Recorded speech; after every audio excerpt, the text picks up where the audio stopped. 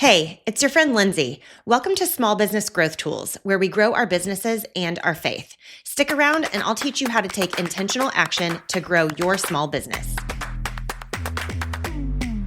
If your business isn't growing the way you want it to, most people will tell you the problem is marketing.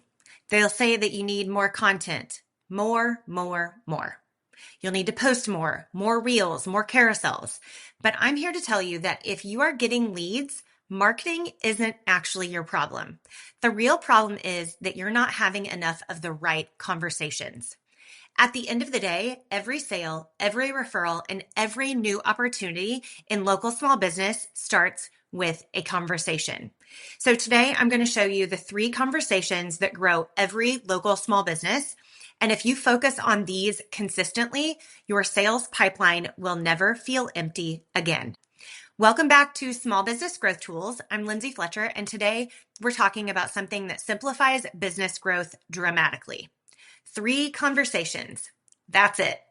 Because while marketing will get you attention, conversations create relationships, and relationships create revenue. So conversation number 1, lead generation conversations. These conversations are simply starting new conversations with people who could become clients or who could become referral partners. I talk about this often on this podcast because it is essential for your local small business to grow. These lead generation conversations happen in places like networking events, industry groups, community events, referrals from friends or clients, direct introductions, online messaging like DMs, even casual conversations at church, school events, or even community gatherings. The goal of these conversations isn't necessarily selling. The goal is connection. You're learning about people, what they do, what they need, who they serve. And when you consistently start these new conversations, you are constantly planting seeds for future opportunities. But when you stop initiating lead generation conversations, your pipeline will slowly dry up. This is why so many business owners, and especially Christian entrepreneurs, experience that feast or famine in their businesses. They've stopped networking because they get busy and they can't handle an influx of new clients currently. But then 3 months later, you're panicking because leads have disappeared because you've had no lead generation conversations. Now, here's where it gets interesting. Most small business owners are actually pretty good at starting conversations. Where things break down is the second and third conversation in this list. This is where most revenue is lost. If you've ever thought, I had a great conversation with them, but nothing ever came of it, then this next section is probably the missing piece. And if you have trouble with knowing what to say or how to have any of these 3 conversations, I definitely want you to stay until the end. Now, conversation number 2 is sales conversations. And sales, just the word sales, makes people uncomfortable. Sales conversations happen when someone expresses a problem that you can solve with your product or service. And this is where many entrepreneurs hesitate because you worry about being pushy, or you worry about being salesy, or you worry that they'll purchase something that they don't actually want or need and then be upset with you later. So instead of leaning into these types of conversations, you don't ask any questions and you allow them to stay vague.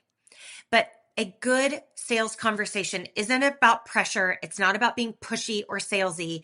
It's about getting clarity on whether you can help the person that you're talking to solve their problem. Okay. So you're going to ask really great questions. You're going to ask them to tell you more about what's going on. You're going to ask them to tell you what you've tried and what a solution might look like for them, right? Sales is about understanding the problem deeply enough to determine if you can help them. And when you can help them, you can make a clear invitation to walk alongside them and solve this problem.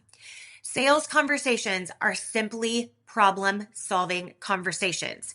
You ask enough questions to figure out whether you can help them or not, because there are going to be people that you cannot help, or it's not the right time or the right stage for you to step in and help, right? but you're going to ask questions so that you understand clearly whether you can help them or not.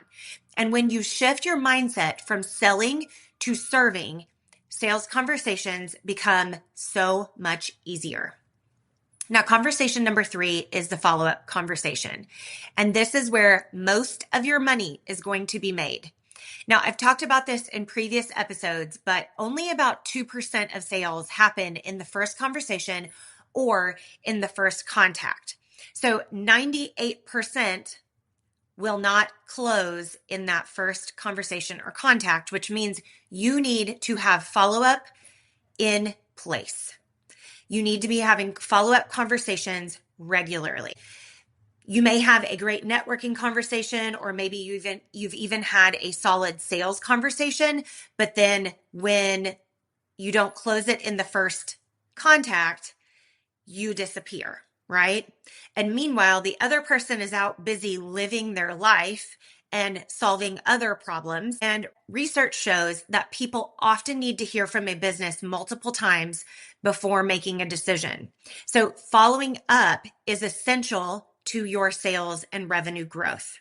Now, follow-up conversations might look like sending a helpful article or resource. It might look like asking about a project that they mentioned in a previous conversation.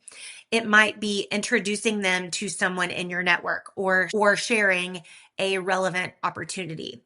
Follow-up isn't about pestering people. It's not about being annoying or being pushy.